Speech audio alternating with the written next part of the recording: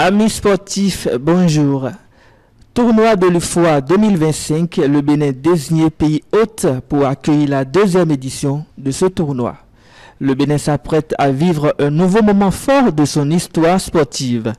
La Fédération ouest-africaine de football UFOAB a confirmé que le pays accueillera la deuxième édition de la Wafube U20 Girls Cup du 3 au 10 novembre 2025.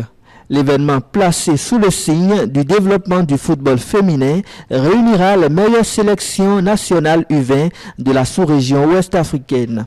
Une compétition relevée avec les géants du football féminin africain. Parmi les équipes attendues figurent le Ghana champion en titre, le Nigeria, le Niger et bien d'autres. Cette deuxième édition s'annonce comme un véritable test de compétitivité régionale et une vitrine pour la montée en puissance du football féminin béninois. Le tournoi offrira également une plateforme de détection et de valorisation des jeunes talents, un enjeu majeur pour la progression du football féminin en Afrique de l'Ouest. Le choix du Bénin n'est donc pas anodin. Le pays a ces dernières années multiplié les investissements dans les infrastructures sportives et démontré sa capacité à organiser des compétitions internationales. Ce nouveau rendez-vous vient ainsi confirmer la confiance des instances régionales en la qualité de l'organisation béninoise. Le tournoi s'inscrit également dans la dynamique impulsée par la Fédération béninoise de football FBF qui fait du football féminin un axe prioritaire de son plan de développement. Au-delà de l'enjeu sportif, cette compétition représente une opportunité majeure de visibilité pour les jeunes joueuses béninoises et de la mobilisation nationale autour du sport féminin. Elle marque une étape symbolique dans la promotion de l'égalité des chances et la professionnalisation du football féminin au Bénin. CAN Maroc 2025, le sifflet béninois est sollicité par la CAF. Le coup d'envoi de la CAN 2025 approche à grands pas. À cet effet, la Confédération africaine de football CAF a levé le voile sur une première liste des officiels qui auront l'honneur de participer à la compétition. Au milieu des noms distingués, deux arbitres béninois, Louis Rouillant-Dandé et Ulrich Eric Aymanvor, ont été choisis pour préparer cette prestigieuse compétition.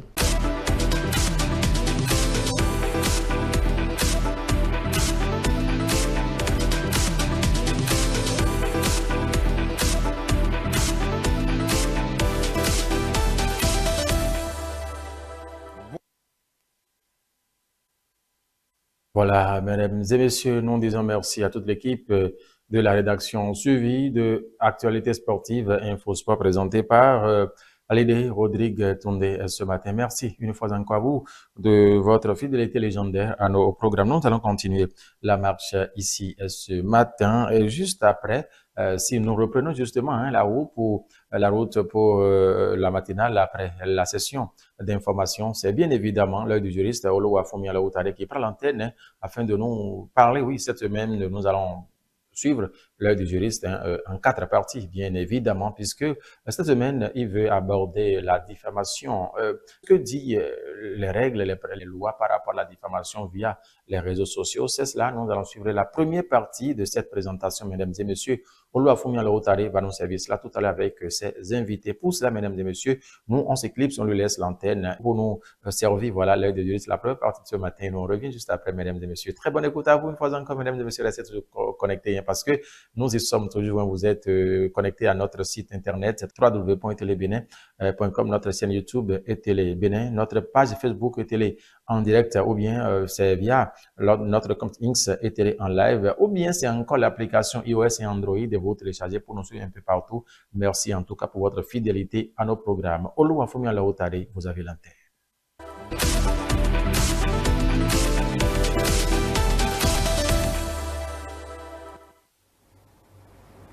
Mesdames et messieurs, bonjour. C'est encore un immense plaisir de vous retrouver encore ce matin pour discuter, pour échanger autour d'un thème nouveau, toujours en droit, portant sur la diffamation et la calomnie par le biais des réseaux sociaux. Quelles sont les conséquences sur le plan juridique?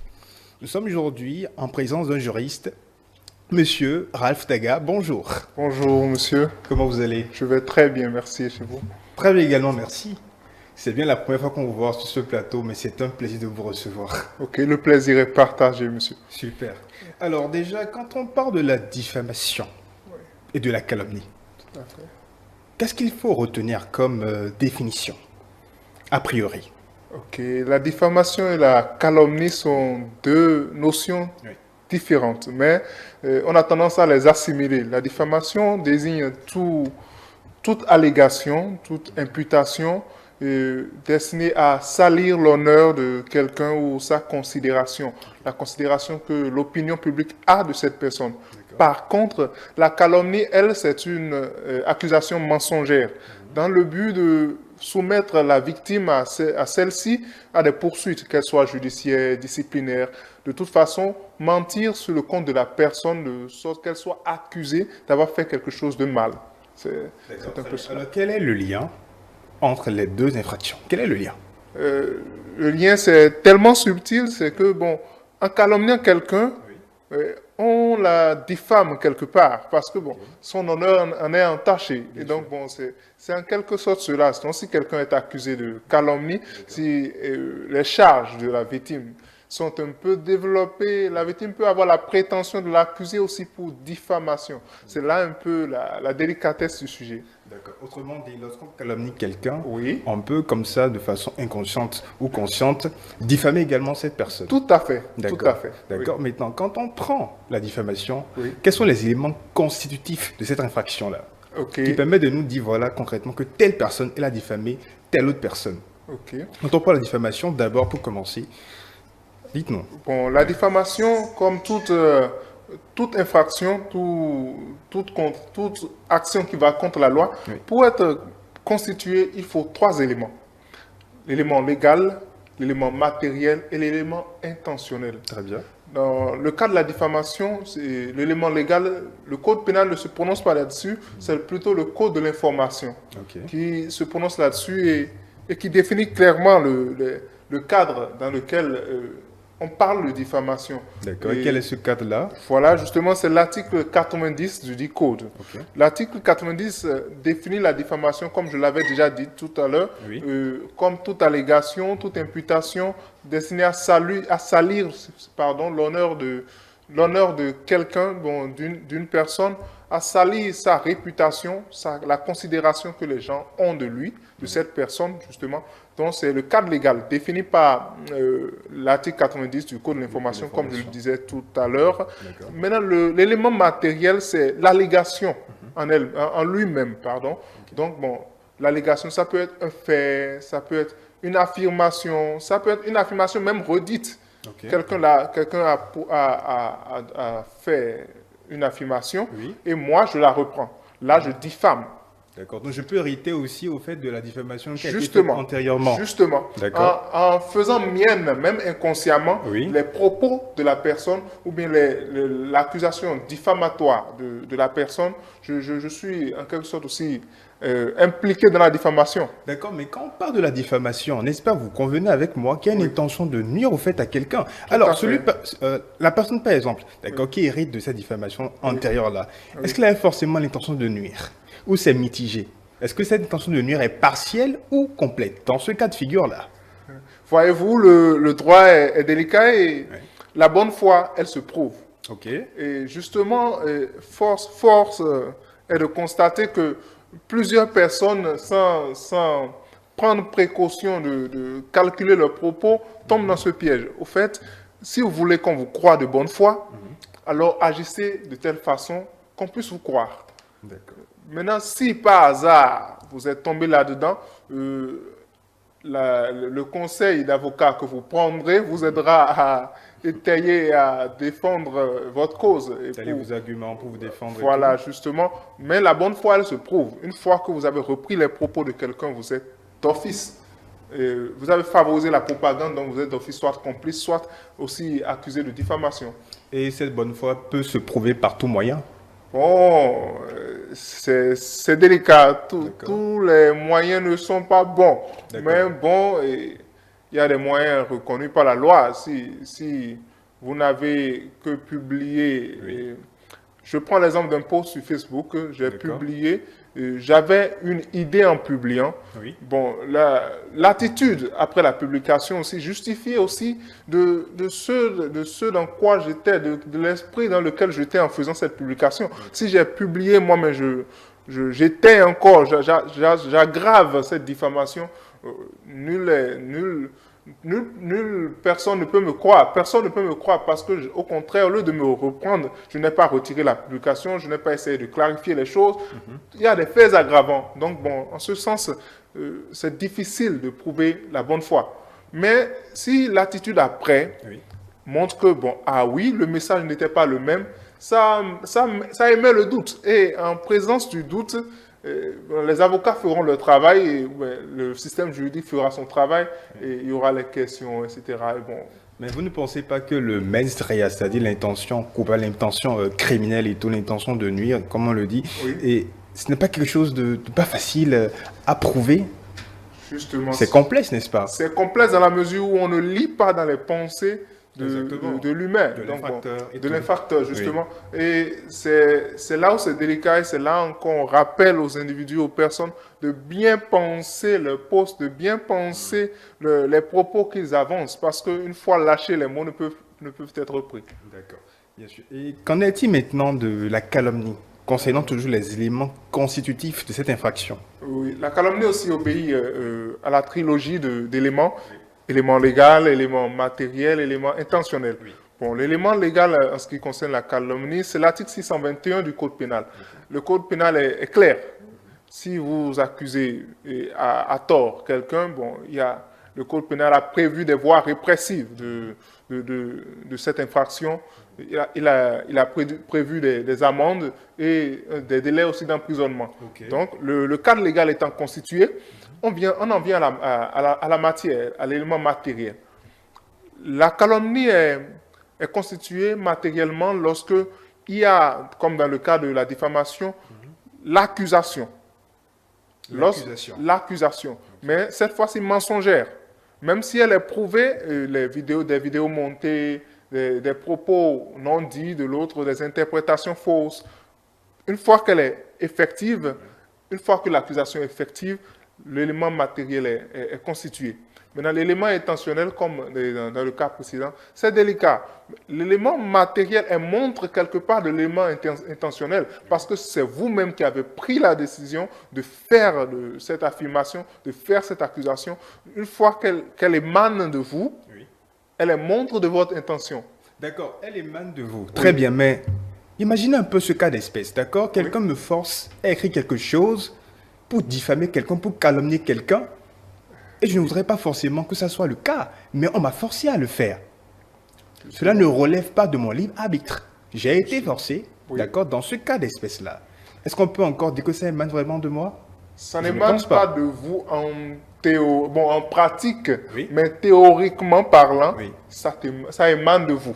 Parce que quelqu'un qui est extérieur à votre volonté, qui est extérieur au fait, ne peut nullement savoir que vous avez été forcé. Et aujourd'hui, les mécanismes juridiques de notre pays sont avancés et ils travaillent encore à être mieux avancés.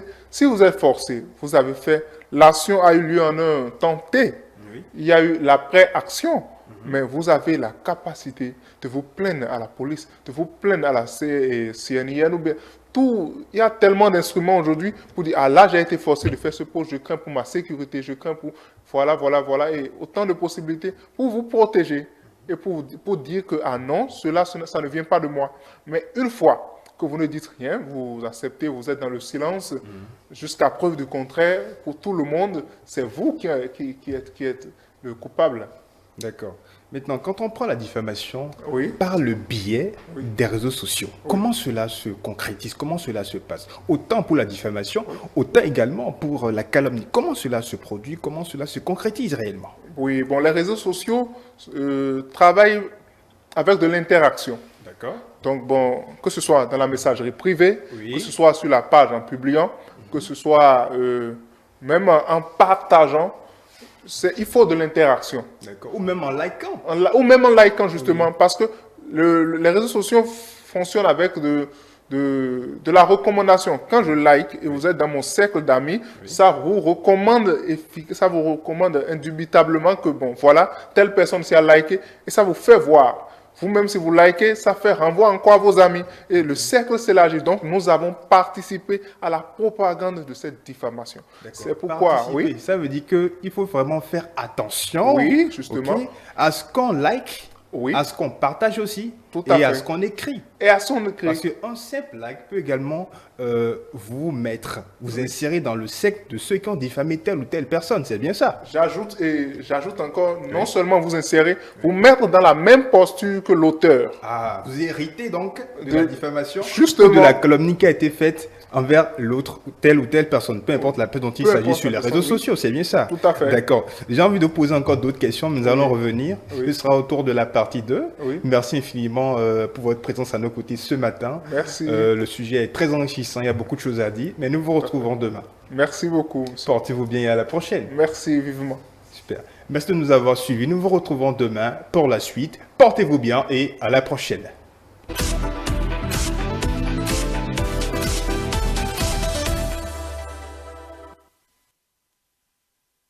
Voilà, merci à Olo Afomi Alaoutade pour la présentation de cette première partie, oui, de l'œil du juriste de cette semaine. C'est ce que nous allons donc suivre, oui, tout au long de cette semaine. Et la partie 3, la partie 1, j'allais dire tout simplement, vient de passer par la grâce de Dieu. Demain mardi, on reviendra sur la partie 2 de cette même, de cette même thématique. Le même développement va revenir encore. Nous allons continuer juste après l'heure du juriste. On fait appel au clip de la matinée. Le clip de la matinée qui nous permet de nous installer dans le fauteuil de l'invité de la matinale. L'invité ce matin que nous allons tenter de rallier en ligne avec elle, Ananink, ancien directeur départemental du Mono, l'un des élus de la commune de Lokossa. Avec lui, nous allons parler un peu de ce qu'il faut retenir. Oui, nous tendons déjà vers la fin de la première mandature de l'avènement des secrétaires exécutifs à la tête de nos, sinon dans nos communes, j'allais dire dans nos mairies respectives. On va revenir un peu sur cela. Qu'est-ce qu'on peut retenir justement en matière de bilan? S'il y a des suggestions également à apporter afin d'améliorer la prestation de la performance justement au niveau de ces secrétaires exécutifs. Nous allons en parler pendant quelques minutes juste après le clip de cette matinée. Mesdames et messieurs, le clip de jour, voici une fois encore les frères zigzag.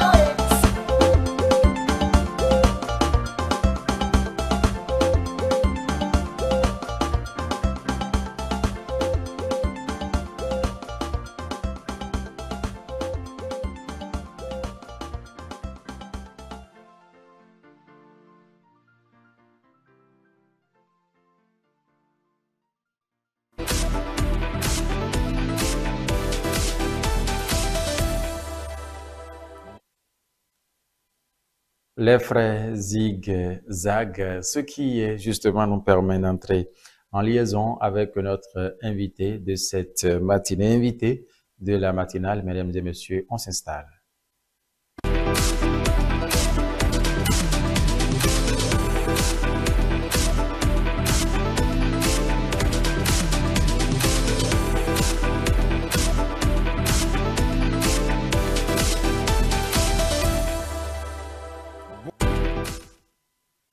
Voilà, mesdames et messieurs, comme je vous l'avais donc annoncé, que l'invité de la matinale de ce lundi matin interviendra en direct du département du Mono, précisément de la commune de Lokossa. Nous allons tenter avec la complicité de la réalisation de rallier Ikel Anani, ancien directeur départemental des sports.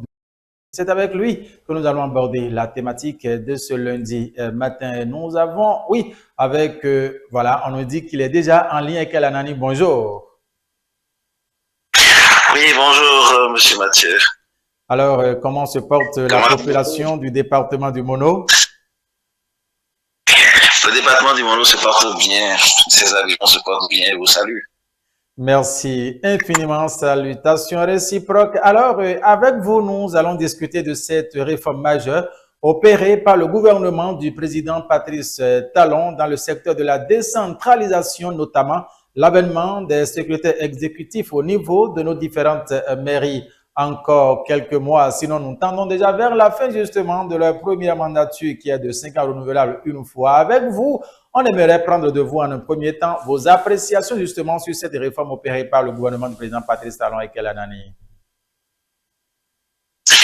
Oui, merci cher ami. Non, pour mieux apprécier la réforme structurelle sur la décentralisation qui trouve son fondement dans la loi 21-014 du 5 décembre 2021, il faut déjà savoir ce qui a conduit à la prise de cette loi et à la prise de cette réforme structurelle. Quel a été le diagnostic qui avait été posé, quels sont les objectifs fixés. Et au regard de ça, nous pourrons véritablement apprécier. Je voudrais donc, si vous permettez, revenir un peu sur les objectifs de cette réforme structurelle.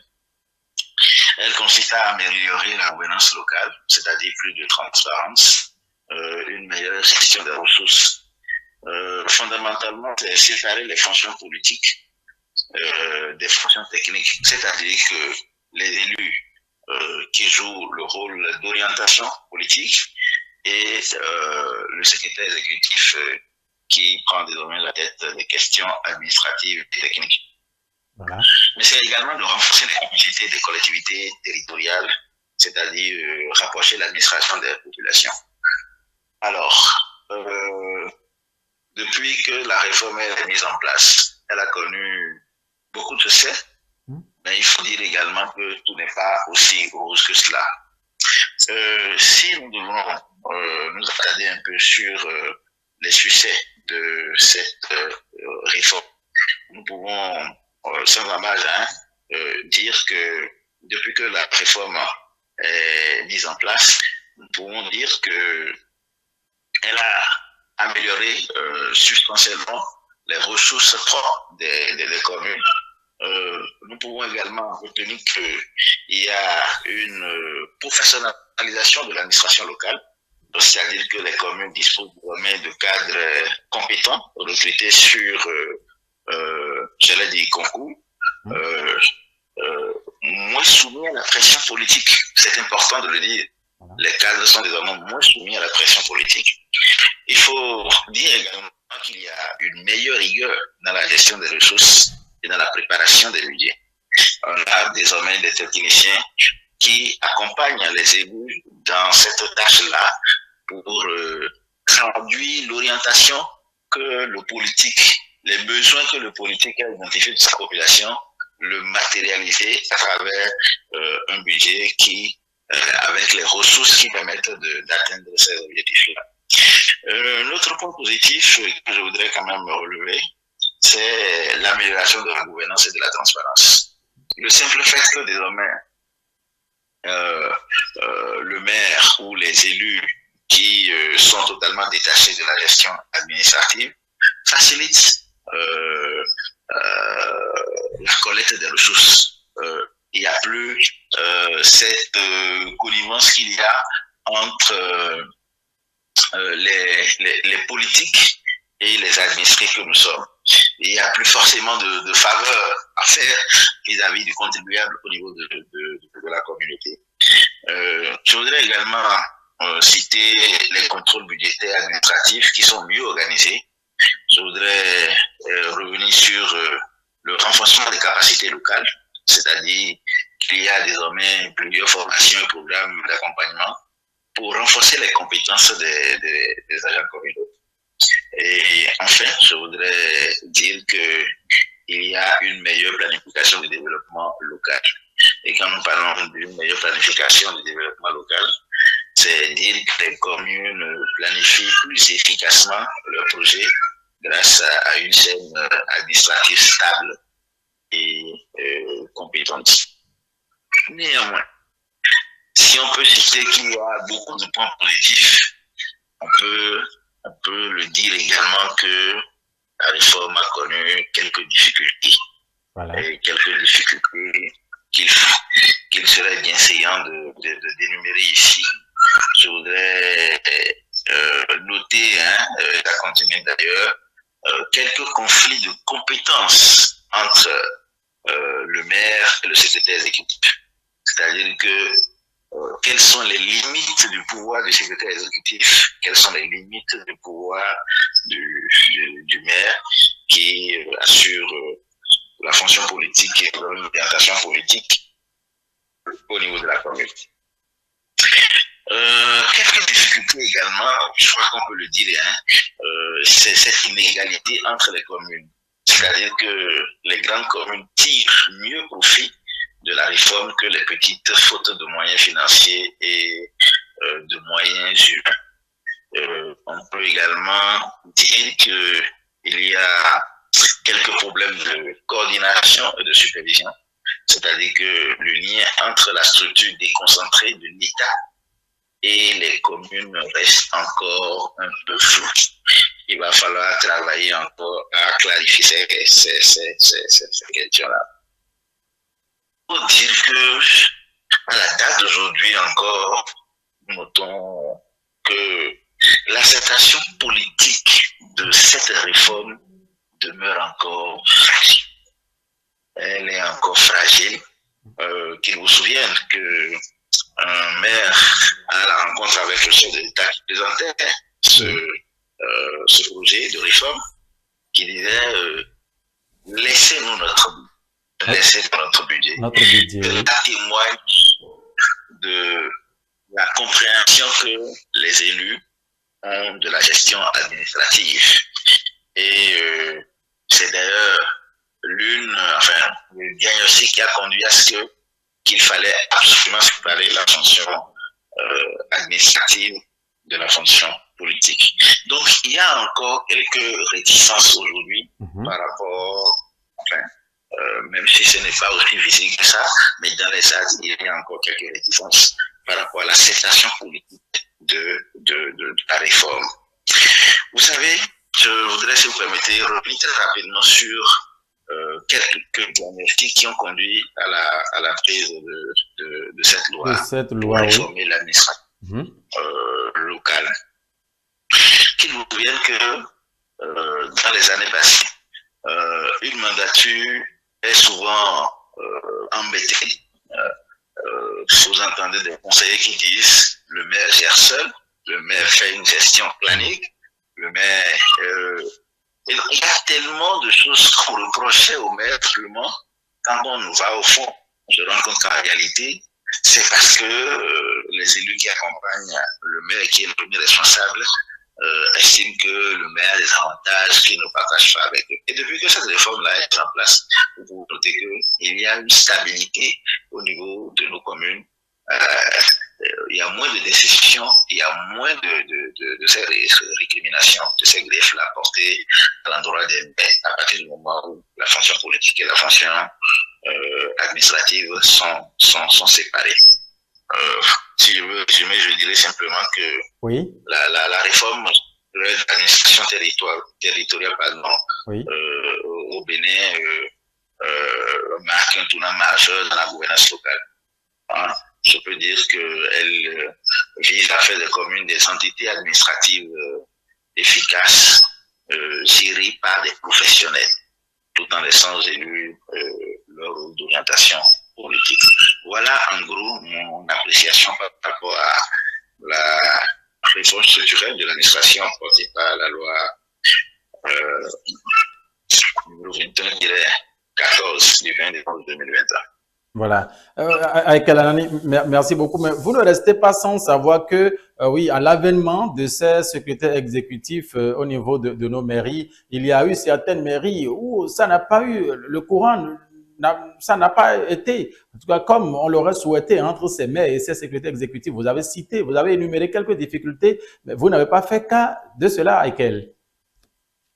Quand je parlais, par exemple, de la limite des pouvoirs du secrétaire exécutif et celle du maire. Voilà encore quelques difficultés institutionnelles qu'il va falloir vraiment faire pour que chacun sache le rôle dans lequel il est, que chacun reste dans son compartiment. Maintenant, nous sommes des humains. Nous sommes des humains, il va toujours rester quelques difficultés et je pense que elle est jeune, la réforme elle-même elle est jeune. Et avec le temps, nous allons améliorer les difficultés inhérentes à la gestion, à la cohabitation des hommes, les difficultés inhérentes au pouvoir. Voilà. Alors, par rapport au mode de désignation de ces secrétaires exécutifs, c'est pas tirage au sort. Est-ce que, selon Aikel Alanani, c'est la méthode la plus appropriée ou bien pour les années à venir, les mandatures prochaines, on peut revoir un peu la formule justement au niveau de cette formule, de cette méthode? Eh bien, moi, je pense le tirage n'est pas mauvais en soi, puisque ça donne une chance équitable à chaque candidat ayant postulé. Sauf que si on demandait moi mon avis, je pense qu'on peut faire ce tirage-là autrement.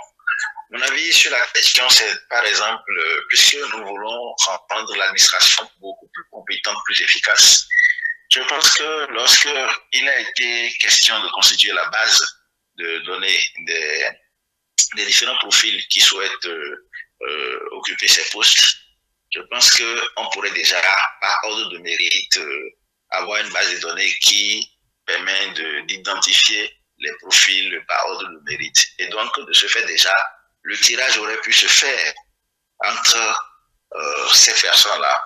Nous avons 77 communes, par exemple. Ce qui concerne le secrétaire exécutif, je pense qu'une évaluation a été faite, un test a été fait, et chaque candidat a été noté. Et donc, sur cette base, on aurait pu faire le tirage entre les 77 premiers. Parce que nous avons là actuellement une base d'environ 400 personnes.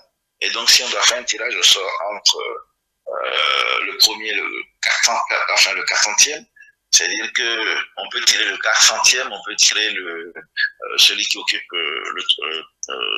le rang 300, 200, ainsi de suite, et peut-être laisser passer celui qui occupe le premier rang. Et donc, je pense que sur cette question, on peut encore faire quelques rééquilibrages et améliorer pardon, la question. Voilà. Alors, merci infiniment à vous. Alors, Aikel Alanani, pour conclure cet entretien au téléphone direct avec vous ce lundi matin, quel est votre message à l'endroit de toute la population en général, des élus communaux, mais ces secrétaires exécutifs, en tout cas, qui sont toujours là, mais qui vont bientôt finir justement leur première mandature?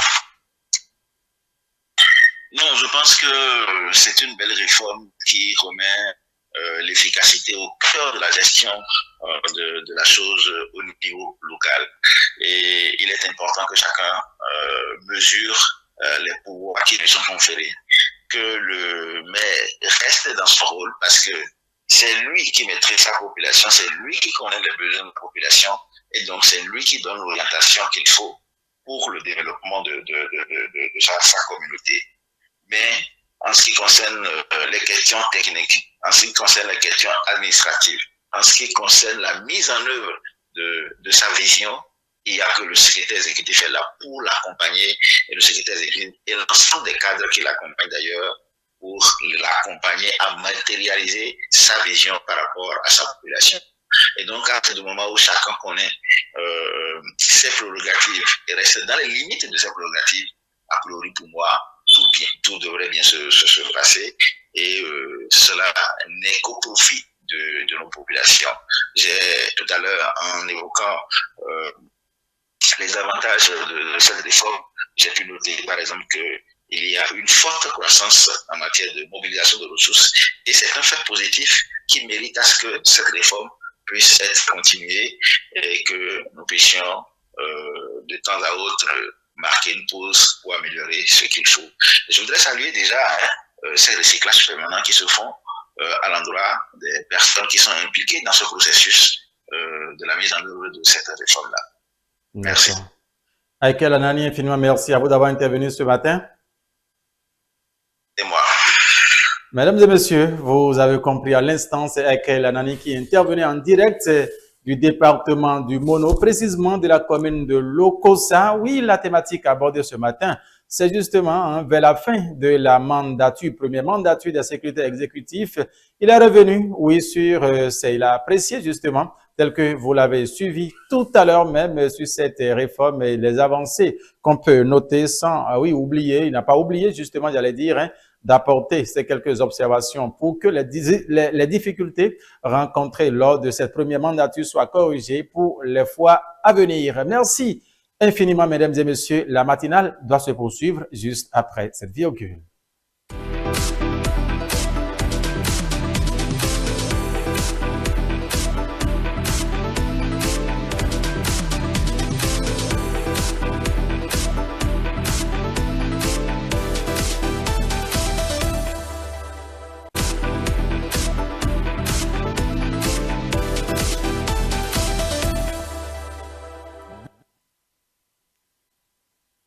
Merci Aïkel Anani, qui en tout cas nous entretenait justement sur ce qu'il faut retenir. Bien évidemment, il a d'abord apprécié en un premier temps cette réforme structurelle dans le secteur de la décentralisation avant de revenir un peu sur ce qui fait ses appréciations et tout, et comment a-t-il vu le fonctionnement des mairies depuis l'avènement de ces secrétaires exécutifs au niveau de nos différentes mairies. Merci infiniment, nous allons poursuivre ici et c'est le dossier de la rédaction à présent, et ce matin c'est Merveille Julie Omotecho, c'est elle qui nous présente le grand format de la 6e édition de Consommons local dont le lancement a eu lieu dans la commune d'Abomey-Calavi. Nous allons maintenant suivre, mesdames et messieurs, le dossier de la rédaction. Ce qui s'est passé ici au Bénin en semaine écoulée. Dossier de la rédaction, c'est à travers cet élément que nous propose Merveille Julie Omotecho.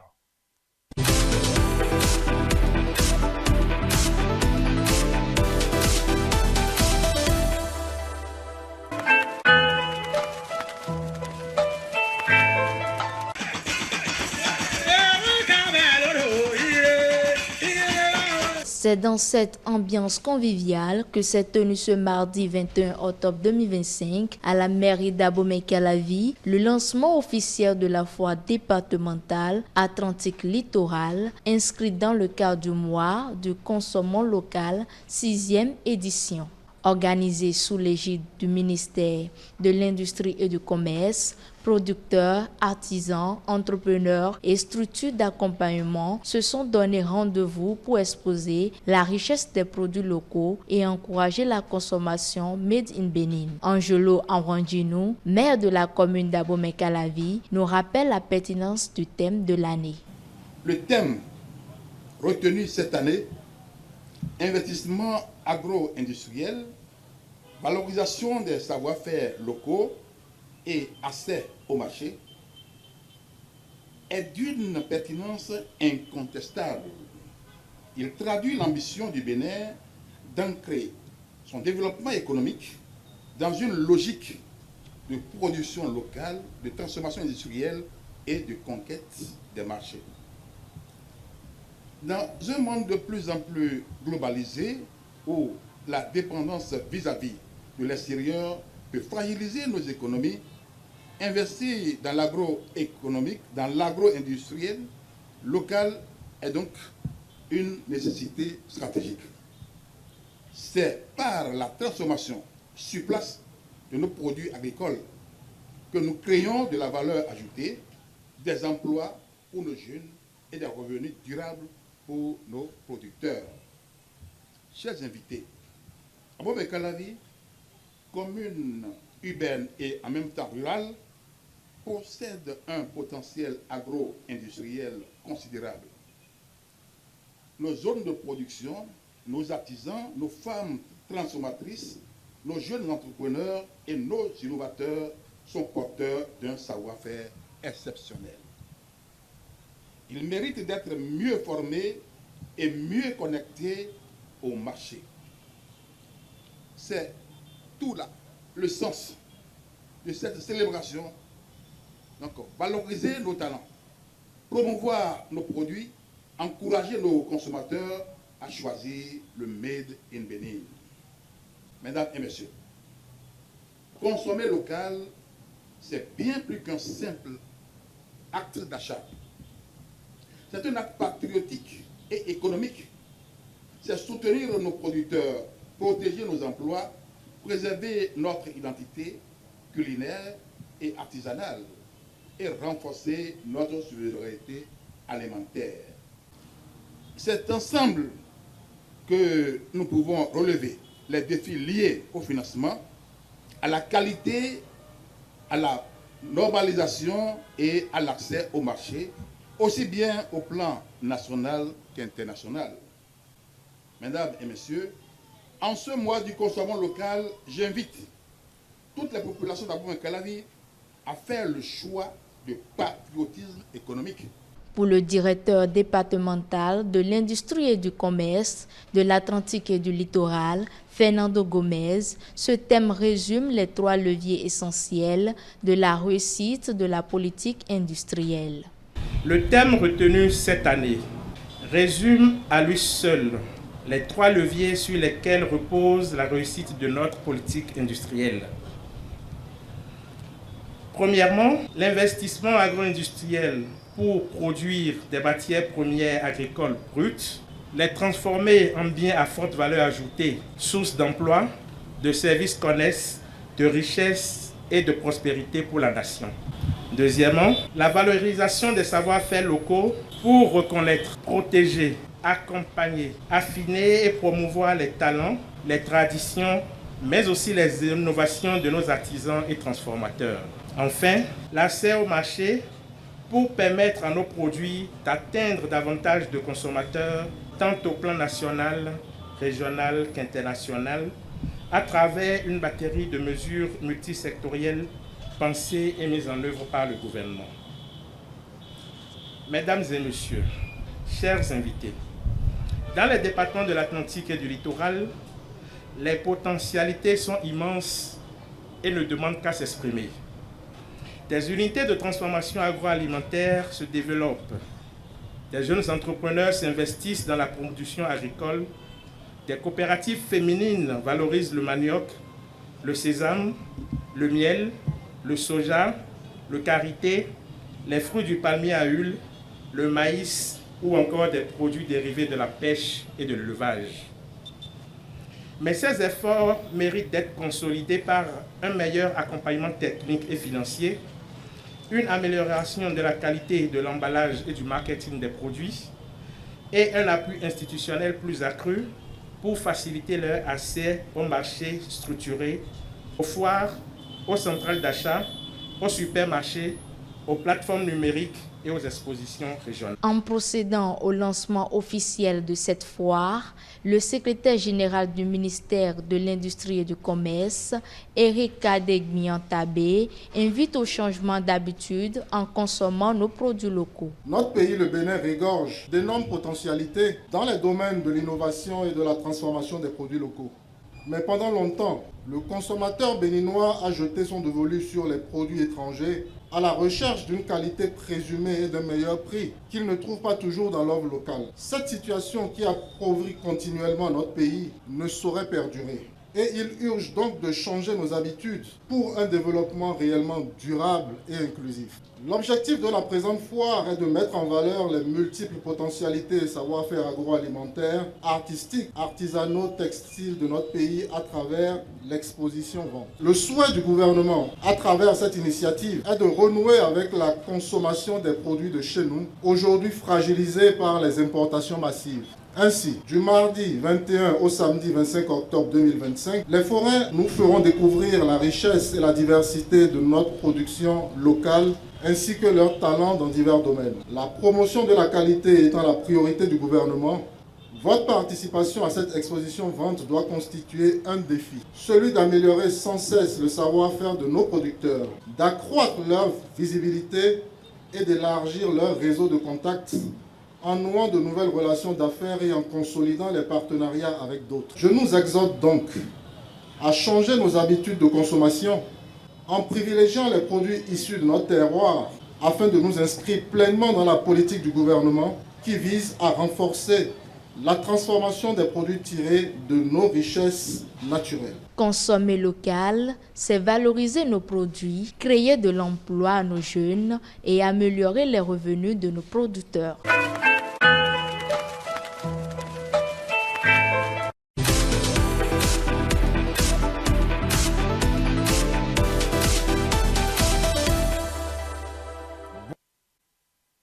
Voilà, merci à l'équipe, toute l'équipe de la rédaction, en l'occurrence Merveille Julie Omotecho, qui nous présentait justement ce dossier de la rédaction. Ça s'est passé ici, au Bénin. Vous l'avez donc suivi, le mois de consommation local, le mois d'octobre qui tire lentement vers sa fin, mesdames et messieurs. Une fois encore, merci à vous de rester toujours fidèles à nos programmes. Alors, nous sommes au dernier tournant, nous sommes à la fin justement de ce rendez-vous matinal sur télé pour le compte de ce lundi 27 octobre 2025. Nous vous souhaitons une très bonne journée. Vous avez déjà rallié vos différents lieux de service, vous êtes déjà dans vos bureaux, vous êtes déjà sur vos lieux de commerce, mais puisque vous avez un attachement justement à nos programmes, vous êtes là à nous suivre peut-être à travers votre petit écran de téléphone, à travers le lien, le site internet www.télébenin.com. Vous êtes sur YouTube et Télé Bénin, tout simplement, vous êtes sur Facebook et Télé en direct, ou bien vous êtes connecté justement à notre compte X et Télé en live, ou bien c'est l'application iOS et Android, vous avez téléchargé tout simplement et Télé. Pour nous suivre, nous vous disons merci en tout cas de toujours rester fidèles à nos programmes. Alors nous vous souhaitons une très bonne journée puisque, oui, on va s'éclipser pour la première partie de la matinale tout à l'heure à 9h. Oui, dès qu'il va sonner 9h dans quelques minutes, nous allons reprendre encore le plateau avec nos invités pour la cour commune aujourd'hui. Oui, nous allons encore aborder une thématique qui touche justement la société également avec nos invités ce matin. Mesdames et messieurs, on en discutera avec nos invités, mais pour l'heure, nous vous laissons en compagnie du service de la programmation pour quelques notes musicales, le temps pour nous d'installer nos invités. Mais nous allons nous séparer tout de suite avec le clip de cette matinée que nous avons réservé pour vous. C'est bien sûr les Frères Zigzag dans le titre Wanone. À tout à l'heure.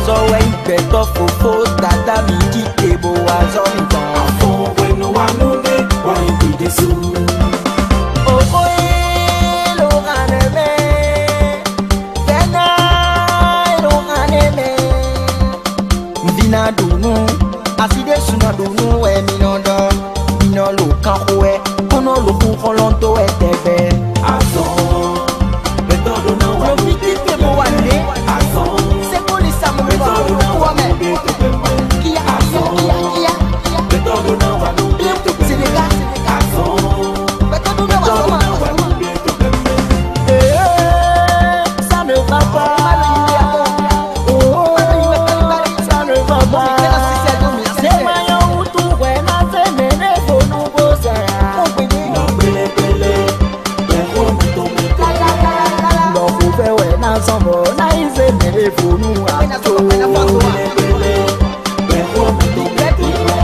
Nous essaie quand on est qui non ici.